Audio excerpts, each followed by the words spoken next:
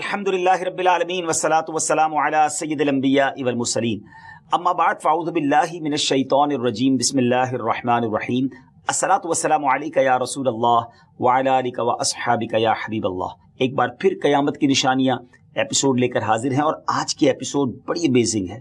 ایک ایسا تفصیلی واقعہ ہے کہ جب اس کو سنتے ہیں پڑھتے ہیں تو ایمان تازہ ہو جاتا ہے۔ آج ہم کون سی ایپیسوڈ قیامت کی نشانیوں میں لائے ہیں؟ یاد رہے کہ اللہ پاک کے آخری نبی جناب محمد عربی صلی اللہ تعالی علیہ وسلم نے غیب کی خبر دیتے ہوئے اپنی امت سے ارشاد فرمایا کہ قیامت سے پہلے 6 چیزیں گن کر رکھو۔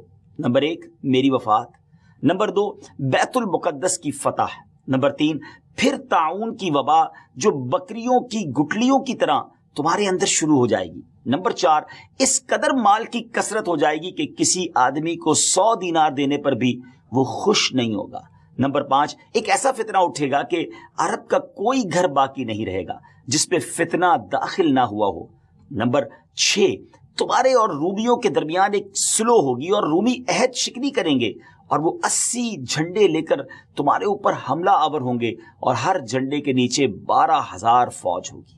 یہ 6 نشانیاں نبی پاک صلی اللہ علیہ وسلم نے تفصیل کے ساتھ قیامت کی نشانیوں کے بارے میں بیان کی۔ قیامت کے آنے سے پہلے یہ نشانیاں ہوں گی، یہ بیان فرمایا۔ اس حدیث پاک میں جو دوسری نشانی بیان کی گئی یعنی بیت المقدس کی فتح، اس بارے میں آج کی ہماری ایپیسوڈ ہوگی۔ یہ تو آپ نے سن ہی لیا کہ حدیث پاک میں اسے قیامت کی نشانی کے طور پر فرمایا گیا ہے۔ اس بارے میں مزید بات کرنے سے پہلے آئیے پہلے ذرا بیت المقدس کے بارے میں کچھ سنتے ہیں کہ یہ کس جگہ کو کہا جاتا ہے اور اس کی تاریخ کیا ہے۔ بیت المقدس مسلمانوں کا قبلہ اول ہے۔ یہ فلسطین کے شہر القدس میں واقع ہے۔ بعض نے اس شہر کو بھی بیت المقدس کہا ہے۔ بیت المقدس کی تاریخ دیکھیں تو اس میں کوئی شک نہیں کہ بیت المقدس یہودیوں، عیسائیوں اور مسلمانوں تینوں کے ادیان یعنی تینوں کے ریلیجن کے لیے مقدس مقام کی حیثیت رکھتا ہے۔ اس کو القدس کا نام کیوں دیا گیا؟ اس کے بارے میں حکیم الامت مفتی احمد یار خان نعیمی رحمۃ اللہ تعالی لکھتے ہیں کہ چونکہ اس زمین میں حضرات انبیاء کے مزارات بہت ہیں، اس لیے اسے قدس کہا جاتا ہے۔ زمین کا یہ ٹکڑا انبیاء اور صلحاء یعنی نیک لوگوں کا مرکز رہا ہے۔ حضرت سیدنا سلیمان علیہ نبینا علیہ الصلوۃ والسلام کا مزار مبارک بھی اور عالم اسلام کی مشہور و معروف مسجد اقصی بھی اسی شہر میں واقع ہے۔ رہی یہ بات کہ اس کا سنگ بنیاد کب رکھا گیا، تو اس بارے میں یہ کہا جاتا ہے کہ کعبہ معظمہ کی بنیاد ڈالنے کے 40 سال بعد سیدنا آدم علیہ نبینا علیہ الصلوۃ والسلام یا ان کی اولاد میں سے کسی نے اس کی بنیاد ڈالی۔ پھر اس کی تعمیر حضرت سیدنا سام بن نوح علیہ نبینا علیہ الصلوۃ والسلام نے کی۔ پھر ایک عرصے کے بعد حضرت سیدنا داؤد علیہ نبینا علیہ الصلوۃ والسلام نے بیت المقدس کی بنیاد اسی مقام پر رکھی جہاں حضرت سیدنا موسیٰ علیہ نبینا علیہ الصلوۃ والسلام کا خیمہ نصب کیا گیا تھا۔ اس عمارت کے پورا ہونے سے قبل حضرت سیدنا داؤد علیہ نبینا علیہ الصلوۃ والسلام کی دنیا سے وفات کا وقت قریب آ گیا، تو اب آپ نے اپنے بیٹے حضرت سیدنا سلیمان علیہ نبینا علیہ الصلوۃ والسلام کو اس کو مکمل کرنے کی وصیت فرمائی۔ حضرت سلیمان علیہ نبینا علیہ الصلوۃ والسلام نے کمال کا انتظام کیا۔ آپ نے انسانوں سے نہیں بلکہ جنوں کی ایک جماعت سے اس کام کو کروانا شروع کیا۔ 1 سال کا کام باقی تھا۔ اب ذرا غور کیجئے کہ جنات تعمیر کر رہے تھے مگر آپ کے انتقال کا وقت قریب آ گیا۔ آپ نے غسل فرمایا، نئے کپڑے پہنے، خوشبو لگائی اور اس طرح تشریف لائے کہ عصا پر یعنی اپنے جو لاٹھی تھی اس پر ٹیک لگا کر کھڑے ہو گئے۔ ملک الموت حضرت اسرائیل علیہ الصلوۃ والسلام نے جن کا کام ہی روح قبض کرنا ہے، انہوں نے آپ کی روح اسی حالت میں اسی عالم میں قبض کر لی۔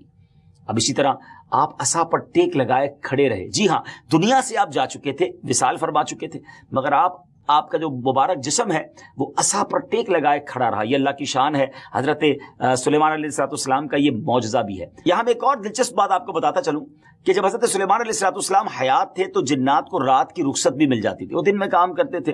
حضرت سلیمان علیہ السلام بھی آرام کرنے چلے جاتے تھے، مگر آپ چونکہ اب کھڑے ہی تھے تو اب جنات کو دن رات راؤنڈ دا کلاک کام کرنا پڑ گیا۔ ہر وقت وہ آپ کھڑے رہے تو آپ کو اجازت مانگتے تھے، لیکن کسی میں ہمت نہیں ہوتی تھی کہ وہ اجازت مانگنے آپ سے مانگے، تو آپ سے اجازت بھی نہیں مانگ سکتے تھے۔ اچھا، حضرت سلیمان علیہ السلام جو ہے وہ عصا پر کھڑے ہیں، نہ جسم میں کوئی تبدیلی آ رہی ہے۔ اللہ اکبر! یہ بھی اللہ کے نبی کی شان دیکھیں۔ اس کی تعمیر کی تکمیل چونکہ حضرت سلیمان علیہ السلام کے زیر نگرانی ہونی تھی، اس عمارت کو ہیکل سلیمانی بھی کہا جاتا ہے۔ بیت المقدس کی روشنی کا انتظام بھی نرالے انداز میں ہی کیا گیا تھا۔ وہ اس طرح کہ حضرت سلیمان علیہ السلام نے بیت القدس کی مسجد کو سنگ مرمر سے اور ہیرو موتیوں اور یاقوت سے بنوایا، اور بیت المقدس کے گنبد کے سرے پر کبریت احمر، یہ سرخ گندک جی تھی، اس کا اہتمام کیا، اس کی روشنی کئی میلوں تک پہنچتی تھی۔ اللہ اکبر۔ اچھا ناظرین، جیسے اس کی تعمیر کا وقت پورا ہونے لگا تو اللہ کی شان دیکھیں کہ آپ کے اس عصا کو، اس لکڑی کو دیمک نے کھایا اور آپ کا جسم زمین پر تشریف لایا۔ پھر لوگوں کو بھی پتہ چلا اور جنات کو بھی پتہ چلا کہ حضرت سلیمان علیہ السلام دنیا سے جا چکے ہیں۔ سبحان اللہ، اتنی شاندار یہ عمارت ہے۔ بیت المقدس کی خدمت کے لیے کثیر خادمین حاضری دیتے رہتے۔ ایک وقت ایسا آیا کہ حضرت سیدنا زکریا علیہ نبی علیہ السلام کے مبارک زمانے میں بیت المقدس کے خدام کی تعداد 4000 تھی، اور خدام کے 27 یا 70 سردار تھے، جن کے امیر سیدنا زکریا علیہ نبینا علیہ السلام تھے۔ حضرت سیدنا آدم علیہ السلام سے لے کر حضرت سیدنا موسیٰ علیہ نبینا علیہ السلام تک کعبہ یعنی بیت اللہ شریف ہی کعبہ رہا۔ پھر حضرت سیدنا موسیٰ علیہ نبینا علیہ السلام سے لے کر حضرت سیدنا عیسیٰ علیہ السلام تک بیت المقدس قبلہ رہا۔ جب آقائے کائنات جناب محمد رسول اللہ صلی اللہ تعالیٰ علیہ وسلم کی آمد ہوئی اور آپ نے اعلان نبوت فرما کر اسلام کی تعلیم اور ارشاد کا سلسلہ شروع کیا، تو مکہ مبارک میں جتنا عرصہ رہے اس وقت تک بھی مسلمان بیت المقدس کی طرف رخ کر کے عبادت کرتے تھے۔ پھر نبی پاک علیہ السلام نے مدینے کی طرف ہجرت فرمائی، اور ہجرت کے بعد مدینہ منورہ میں بھی مسلمان 16 یا 17 مہینے تک بیت المقدس کی طرف رخ کر کے نمازیں پڑھتے رہے۔ ہجرت کے 1 سال 5.5 مہینے کے بعد 15ویں رجب پیر کے دن مسجد بنی سلمہ میں نماز ظہر کے درمیان قبلے کی تبدیلی ہوئی، اور اللہ پاک نے پیارے آقا علیہ السلام کی خواہش کے مطابق مسلمانوں کے قبلہ کعبہ کو فرما دیا، اور اب مسلمان کعبے کی طرف رخ کر کے نماز ادا کرنے لگے۔ اس مقام پر آج بھی مسجد قبلتین قائم ہے۔ حضرت سلیمان علیہ السلام کے بعد بنی اسرائیل کے زوال کے ساتھ ہی بنی اسرائیل 2 حصوں میں منقسم ہو گئے، تقسیم ہو گئے۔ ہیکل سلیمانی کی عزت میں بھی کمی آ گئی۔ ویسے تو ہیکل سلیمانی پر کئی حملے ہوئے، مگر ایران کے بادشاہ بخت نصر نے جو فلسطین پر حملہ کیا تھا اس میں ہیکل سلیمانی کو مکمل طور پر مسمار کر دیا اور بڑے پیمانے پر یہودیوں کا قتل عام کیا۔ تورات جلا دی گئی۔ اس وقت یہودی غلاموں کو دریائے فرات کے کنارے آباد کیا گیا، اور انہوں نے اس بستی کا نام تل ابیب رکھا۔ اس کے بعد ایران کے پہلے کسرا خسرو نے یہودیوں کو واپس فلسطین جانے کی اجازت دے دی۔ تب وہ جنوبی فلسطین میں آ کر آباد ہوئے اور ہیکل سلیمانی کی اثر نو تعمیر کی، مگر یہ تعمیر بھی زیادہ عرصے قائم نہ رہ سکی، اور 70 ہجری میں روم کے بادشاہ تیتس نے ایک مرتبہ پھر ہیکل سلیمانی پر حملہ کیا، اسے مسمار کر دیا اور یہودیوں کو فلسطین کے جنوبی حصے سے بھی نکال دیا۔ یوں فلسطین مکمل طور پر یہود سے خالی ہو گیا تھا۔ حضرت عمر فاروق رضی اللہ تعالیٰ عنہ کے عہد خلافت میں جب فلسطین فتح کیا گیا، اس وقت وہاں عربی النسل قبائل آباد تھے۔ اسلامی لشکر کے سپہ سالار سیدنا ابو عبیدہ رضی اللہ تعالیٰ عنہ نے فتح یرموک کے بعد اسلامی لشکر کے ساتھ آپ دمشق آ چکے تھے۔ آپ نے اپنے اصحاب سے مشورہ کیا کہ قیصاریہ روانہ ہو یا بیت المقدس۔ حضرت سیدنا معاذ بن جبل رضی اللہ تعالیٰ عنہ کے مشورے پر عمل کرتے ہوئے سیدنا فاروق اعظم رضی اللہ تعالیٰ عنہ کی بارگاہ میں ایک مکتوب روانہ کیا گیا، دونوں شہروں میں سے کس شہر کا انتخاب کیا جائے۔ سیدنا فاروق اعظم رضی اللہ تعالیٰ عنہ نے جلیل القدر صحابہ کرام علیہ رضوان سے جب مشورہ کیا تو مولا علی شیر خدا کرم اللہ تعالیٰ وجہ الکریم نے فرمایا کہ اے امیر المومنین، آپ اسلامی لشکر کو بیت المقدس کی طرف روانگی کا حکم دیں۔ وہ پہلے بیت المقدس کو فتح کرے، پھر قیصاریہ کی طرف جائیں، کیونکہ رسول پاک علیہ السلام نے پہلے مجھے بیت المقدس کی فتح اور بعد میں قیصاریہ کی فتح کی خوشخبری دی تھی۔ یہ سن کر سیدنا فاروق اعظم رضی اللہ تعالیٰ نے فرمایا، اے ابو الحسن، آپ نے سچ کہا۔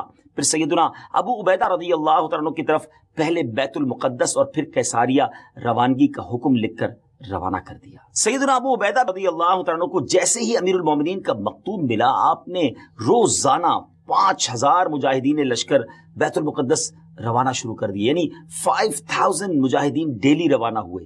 بیت المقدس کا جو قلعہ تھا، جو فورٹ تھا، وہ بڑا مضبوط تھا۔ رومیوں نے یرموک کا حال سن کر پوری تیاری کر رکھی تھی۔ اسلامی لشکر نے آتے ہی انہوں نے قلعے کا محاصرہ کیا، اس کو سراؤنڈ کر لیا۔ حضرت ابو عبیدہ رضی اللہ عنہ کے حکم سے روزانہ اس فورٹ پر، اس قلعے پر حملہ کیا جاتا۔ 11 دن تک حملہ کرتے رہے، مگر کوئی خاص پیش رفت نہ ہوئی، کوئی پروگرس نہ ہو رہی تھی۔ 11ویں دن سیدنا خالد بن ولید رضی اللہ عنہ تشریف لائے۔ مجاہدین نے تکبیر و تحلیل کی صدائیں بلند کی، خوب نعرے لگائے، تو رومیوں کو بھی معلوم ہو گیا کہ اسلامی لشکر کا کوئی بڑا سردار آ گیا ہے۔ وہ سب پریشان ہوئے، اپنے سب سے بڑے راہب قمامہ کے پاس گئے اور ساری صورتحال بیان کی۔ جب اسے معلوم ہوا کہ مسلمانوں کا سردار آ گیا ہے، وہ بہت پریشان ہوا اور کہنے لگا اب تمہاری ہلاکت نزدیک ہے، کیونکہ میں نے پچھلی کتابوں میں پڑھا ہے کہ ملک شام کو محمد الرسول اللہ صلی اللہ تعالی علیہ وسلم کا ایک سرخ رنگ کا صحابی فتح کرے گا۔ اگر یہ وہی سردار ہے تو صلح کے علاوہ اب تمہارے پاس کوئی دوسری صورت نہیں ہے۔ پھر وہ اسلامی لشکر کے سپہ سالار کو دیکھنے کے لیے قلعے کے دیوار پر آیا، سیدنا ابو عبیدہ رضی اللہ تعالیٰ کو بلایا۔ آپ رضی اللہ تعالیٰ جب آگے گئے تو ان سے بھی وہی بات کی۔ حضرت ابو عبیدہ نے کہ یا تو تم اسلام قبول کر لو یا جزیہ دے کر امان حاصل کر لو، یا پھر ہم سے جنگ کرنے کے لیے تیار ہو جاؤ۔ لیکن اس راہب قمامہ نے سیدنا ابو عبیدہ رضی اللہ تعالیٰ کی بات کا کوئی جواب نہ دیا، فقط خاموشی سے وہ بس آپ کو دیکھتا رہا اور پھر واپس چلا گیا۔ اس نے اپنی قوم سے کہا کہ یہ وہ شخص نہیں ہے جس کے بارے میں میں نے کتابوں میں پڑھا ہے، لہٰذا تم ان سے جنگ کرتے رہو، یہ تمہارا بال بھی بیکا نہیں کر سکتے۔ سیدنا ابو عبیدہ رضی اللہ تعالیٰ عنہ نے بھی وہاں سے واپس آ کر اسلامی لشکر کو جنگ کا حکم دے دیا۔ روزانہ اسلامی لشکر اس فورٹ پر، اس قلعے پر حملہ کرتا، رومی تیروں کی برسات کرتے، دونوں طرف سے جانی نقصان بھی ہوتا، سپاہی زخمی بھی ہوتے۔ لڑائی 4 ماہ تک جاری رہی۔ جی ہاں، 4 منتھ تک یہ لڑائی جاری رہی۔ اہل شہر تنگ آ گئے، وہ دوبارہ اپنے جو سردار تھا، جو ان کا لیڈر تھا قمامہ، اس کے پاس گئے، ساری صورتحال بیان کی۔ وہ نصرانی راہب جو تھا وہ پھر قلعے کی دیوار پر آیا اور سیدنا ابو عبیدہ رضی اللہ تعالیٰ عنہ سے کہنے لگا کہ ہم ہر حال میں تم سے جنگ کریں گے، البتہ ہمارے شہر کو صرف ایک ہی شخص فتح کرے گا جس کے اوصاف ہماری کتابوں میں لکھے ہوئے ہیں، وہ تم نہیں ہو۔ سیدنا ابو عبیدہ رضی اللہ تعالیٰ نے فرمایا کہ تمہاری کتابوں میں اس کے کیا اوصاف لکھے ہوئے ہیں؟ اس نے کہا وہ ہم تمہیں نہیں بتائیں گے، البتہ اسے دیکھ کر ہم فوراً پہچان لیں گے کہ یہ وہی شخص ہے۔ اگر تم اس کا نام جاننا چاہتے ہو تو ہم اس کا نام بتا سکتے ہیں۔ اللہ اکبر، ان کی کتابوں میں اس صحابی کا نام بھی موجود تھا۔ آپ رضی اللہ تعالیٰ نے فرمایا کہ ٹھیک ہے، تم اس کا نام ہی بتا دو۔ اس نصرانی راہب نے کہا کہ جو شخص ہمارے اس شہر کو فتح کرے گا وہ محمد الرسول اللہ صلی اللہ تعالیٰ علیہ وسلم کا صحابی ہوگا، اور اس کا نام عمر بن خطاب ہے، جو فاروق کے لقب سے مشہور ہوگا، اور وہ نہایت سخت گیر ہوگا، اللہ کے کاموں میں کسی ملامت کرنے والے کی ملامت کی پرواہ نہ کرے گا۔ سیدنا ابو عبیدہ رضی اللہ تعالیٰ عنہ نے جیسے ہی یہ سنا تو مسکرا دی اور خوش ہو کر فرمایا فتحنا البلد ورب الکعبہ، رب کعبہ کی قسم ہم نے اس شہر کو فتح کر لیا۔ پھر آپ اس راہب کی طرف متوجہ ہوئے اور فرمایا تم جن کا ذکر خیر کر رہے ہو وہ ہمارے خلیفہ ہیں، ہمارے نبی علیہ الصلوۃ والسلام کے جلیل القدر صحابی ہیں۔ راہب نے کہا اگر واقعی ایسی بات ہے تو تم جنگ موقوف کر دو اور انہیں یہاں بلاؤ، اگر ان میں تمام صفات وہی ہوئی جو ہمارے علم میں ہیں تو ہم ان کے لیے شہر کے دروازے بغیر جنگ کے کھول دیں گے اور ان کو جزیہ بھی ادا کریں گے۔ آپ رضی اللہ تعالیٰ عنہ نے یہ بات منظور فرما لی۔ نصرانی راہب سے گفتگو کرنے کے بعد سیدنا ابو عبیدہ رضی اللہ تعالیٰ عنہ نے جب وہ تشریف لائے اور نصرانی راہب سے ہونے والی گفتگو کی تفصیلات لشکر میں سب کو بتائیں تو تمام مجاہدین خوش ہو گئے۔ ایک مکتوب جس میں تمام تفصیلات انہوں نے لکھی سیدنا عمر فاروق رضی اللہ تعالیٰ عنہ کی بارگاہ میں انہوں نے پیش کر دی اور وہاں وہ خط بھیج دیا گیا۔ اللہ اکبر، جب یہ خط مدینہ منورہ پہنچتا ہے، حضرت سیدنا میسرہ بن مسروق رضی اللہ تعالیٰ عنہ مدینہ منورہ پہنچتے ہیں، بارگاہ فاروقی میں حاضر ہوئے، سلام عرض کیا، فرمایا خوشخبری لائے ہو؟ عرض کیا رب کعبہ کی قسم خوشخبری ہے۔ پھر وہ مکتوب بارگاہ فاروقی میں پیش کیا گیا۔ سیدنا فاروق اعظم رضی اللہ تعالیٰ عنہ نے جب مکتوب پڑھا، صحابہ کرام سے مشورہ کیا اور اس ملک شام کی طرف سفر کا ارادہ کر لیا، تیاری شروع فرما دی۔ امیر المومنین سیدنا فاروق اعظم رضی اللہ تعالیٰ عنہ کا بیت المقدس جب جانے کا فیصلہ ہوا، یہ خبر سن کر مدینہ منورہ میں خوشی کی لہر دوڑ گئی۔ اپنے سفر کا آپ آغاز فرماتے ہوئے سب سے پہلے آپ مسجد نبوی شریف میں آئے، آپ نے 4 رکعت نماز ادا کی، نبی پاک علیہ الصلوۃ والسلام کی بارگاہ میں، حضرت ابوبکر صدیق رضی اللہ تعالیٰ عنہ کی بارگاہ میں سلام پیش کیا۔ پھر اس کے بعد حضرت عمر فاروق رضی اللہ تعالیٰ عنہ نے اپنا سفر شروع کر دیا۔ مولا علی کرم اللہ تعالیٰ وجہ الکریم کو اپنا نائب مدینے میں مقرر کیا اور چند اصحاب کو ساتھ لیا اور اب ملک شام کی طرف روانہ ہو گئے۔ آپ رضی اللہ تعالیٰ کے سفر کی یہ نوعیت ہوتی تھی کہ نماز فجر کے بعد سفر طے فرماتے اور ظہر کے وقت کسی مقام پر ٹھہر جاتے، وہاں اپنے اصحاب کو واعظ و نصیحت فرماتے، اللہ عز و جل کا خوف، عبادت کا تذکرہ، آخرت وغیرہ پر مشتمل بیان فرماتے، اور اس کے بعد ستو اور کھجور وغیرہ سے اپنا لنچ کرتے تھے۔ کیسا سادہ کھانا تھا امیر المومنین کا۔ جن جن راستوں سے آپ گزرتے تھے وہاں کے لوگ اپنے مقدمات، اپنی عرضیاں لے کر آپ کے پاس آتے، قرآن و حدیث کی روشنی میں آپ ان کا فیصلہ بھی فرماتے جاتے، یہاں تک کہ ملک شام کی سرحد میں داخل ہو گئے۔ اللہ اکبر! آپ نے عربی شاہ سواروں کا ایک قافلہ دیکھا، سیدنا زبیر بن عوام رضی اللہ تعالیٰ عنہ وہ آگے بھیجا کہ معلوم کرو یہ لوگ کون ہیں۔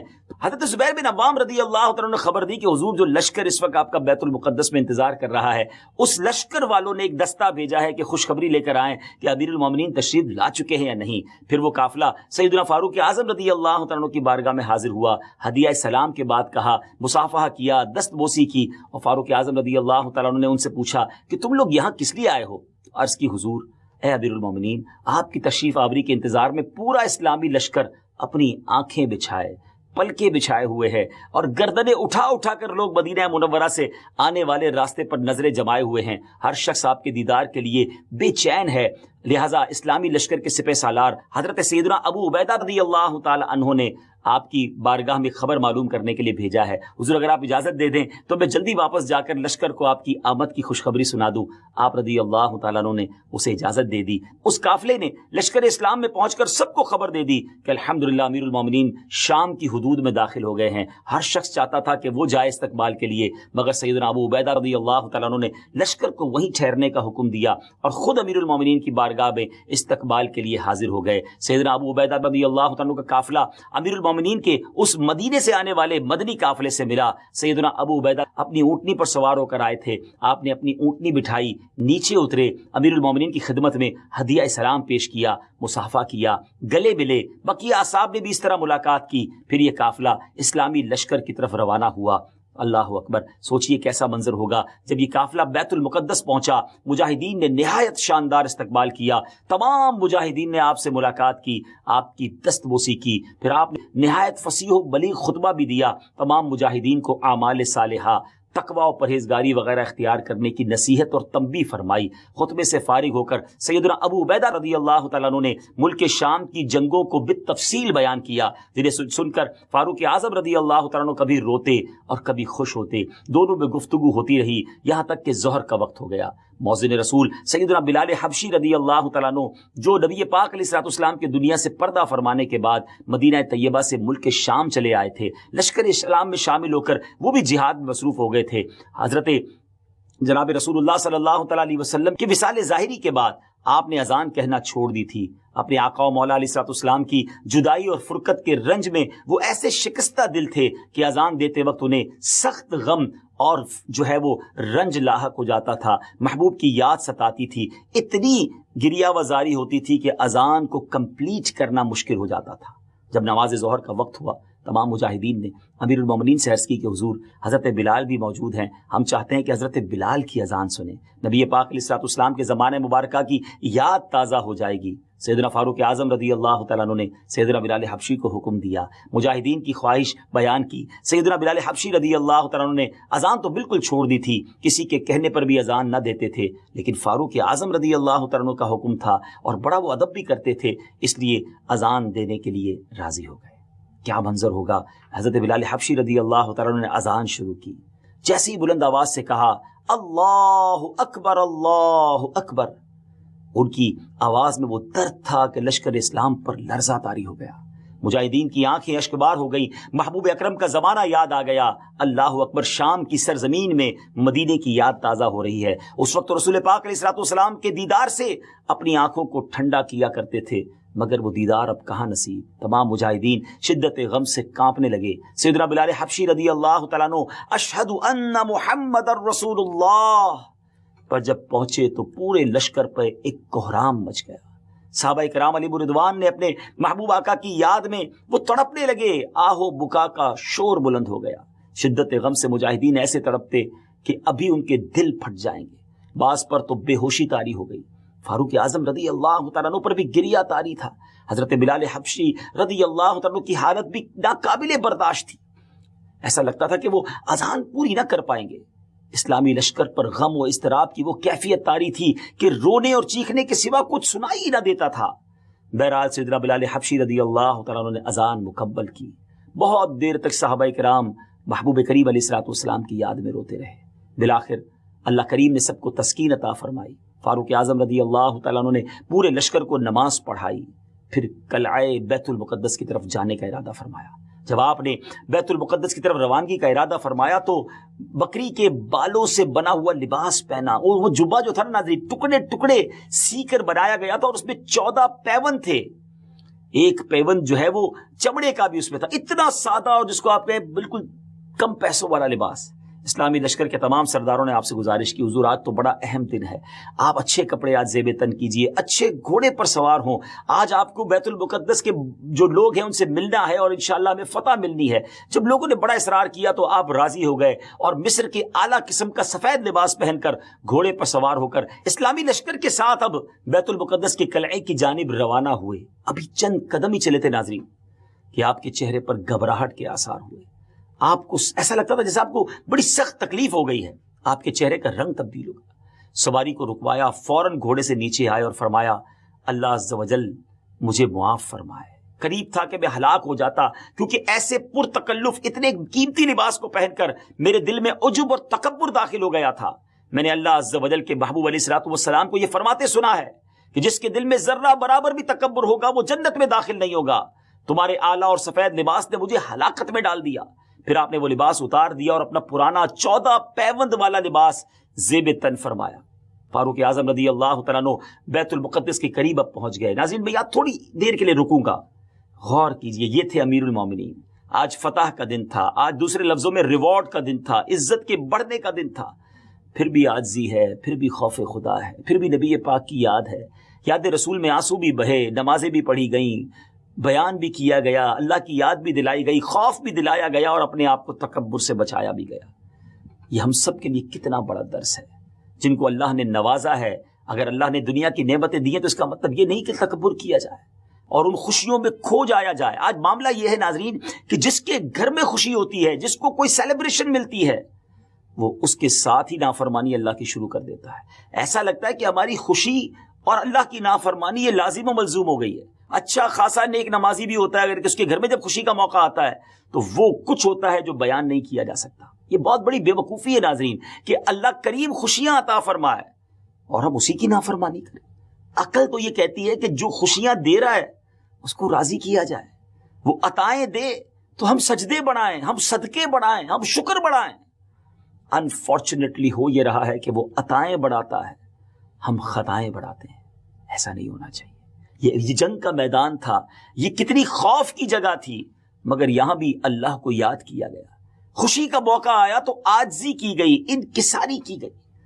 اللہ کرے کہ اس واقعے سے ہم یہ درس حاصل کریں۔ پھر ہم بعد میں یہ شکوہ بھی کرتے ہیں، پتہ نہیں میری خوشیوں کو کیا ہو جاتا ہے، شادی ہوتی ہے اس کے بعد گھر میں لڑائی جھگڑے ہیں، ہمارے پرابلمز ہی ختم نہیں ہوتے۔ آپ بتائیے نا، آپ نے اپنے خوشی کے موقع پر رب کو ناراض کرنے والا وہ کون سا کام تھا جو نہیں کیا؟ جو خوشی دیتا ہے اس کو دنیا میں کون ناراض کرتا ہے؟ مگر ہم عجیب لوگ ہیں، اللہ عطا فرماتا ہے اور ہم اسی کو ناراض کرنے چل پڑتے ہیں۔ ایسا نہ کیا کریں۔ جب رب کی عطا ملے زیادہ شکر ادا کریں، زیادہ سجدے کریں، صدقہ کریں اور گناہوں سے بچیں۔ بہرحال فاروق اعظم رضی اللہ تعالیٰ عنہ بیت المقدس کے قلعے کے قریب پہنچے تو وہاں موجود مجاہدین نے اب تکبیر و تحلیل کی صدائیں بلند کی، خوب اللہ اکبر کے نعرے لگائے۔